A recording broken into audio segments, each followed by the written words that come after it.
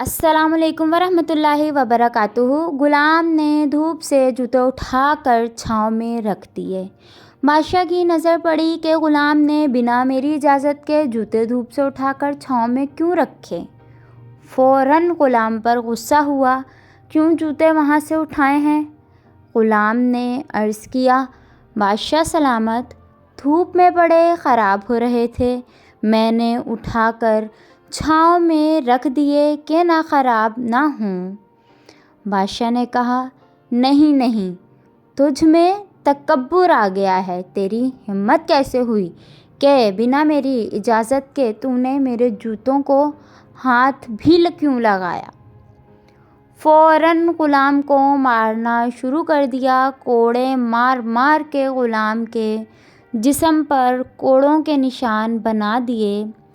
یہ وہی غلام ہے جسے بلال کہتے ہیں، موٹے ہونٹ، کالا رنگ، کہلاتا حبشی ہے۔ یہ وہی غلام ہے کہ جب اللہ کے نبی صلی اللہ علیہ وسلم عرش سے واپس نہ آئے تو آپ نے آ کر پوچھا، بلال ایسا کیا کرتے ہو کہ جنت میں تمہارے قدموں کی آواز سن رہا تھا میں؟ جس غلام کو آقا کے جوتے کو ہاتھ لگانے کا حق نہیں تھا، اس کو دو جہاں کا آقا صلی اللہ علیہ وسلم کہہ رہے ہیں کہ بلال کیا کرتے ہو جو جنت میں تمہارے قدموں کی آواز سن کر آیا ہوں۔ یہ ہے عشق کی وہ منزل، آقا کریم صلی اللہ علیہ وسلم سے جڑنے کی نسبت۔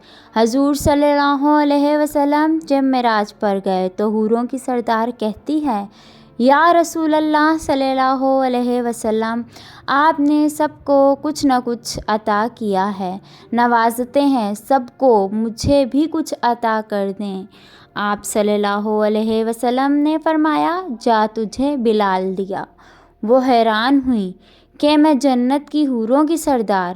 کہنے لگی، میں جنت کی حوروں کی سردار اور بلال کو کوجا جیسا کالے رنگ کا حبشی ہے؟ حضور صلی اللہ علیہ وسلم نے فرمایا، ابھی تو میں نے بلال سے پوچھا ہی نہیں، وہ تجھے پسند بھی کرتا ہے یا نہیں؟ اللہ اکبر! اب عشق پہ کیا لکھوں میں نے جب بھی یہ پڑھا، حضور کے عشق میں رونے کو جی کرتا ہے۔ جب حضور صلی اللہ علیہ وسلم سرور کونین نے دو دنیا سے پردہ فرمایا تو حضرت بلال نے بہت لمبے عرصے کے لیے اذان نہ دی۔ بہت عرصہ بعد ایک دن اذان کے لیے تشریف لائے، آہوں سے بھرے منہ سے چند لفظ زبان سے ادا ہوئے کہ کملی والے کی عشق کی یاد آ گئی اور بے ساختہ رونے لگے۔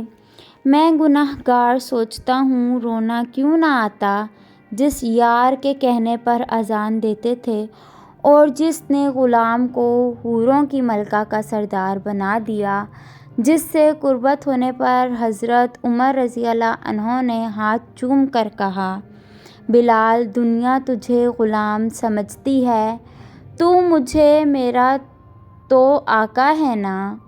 رنگ کالا بھی ہو تو بلال جیسا حبشی بھی وہاں کیا مقام پاتا ہے، لیکن قربت بس میرے نبی صلی اللہ علیہ وسلم سے ہونی چاہیے۔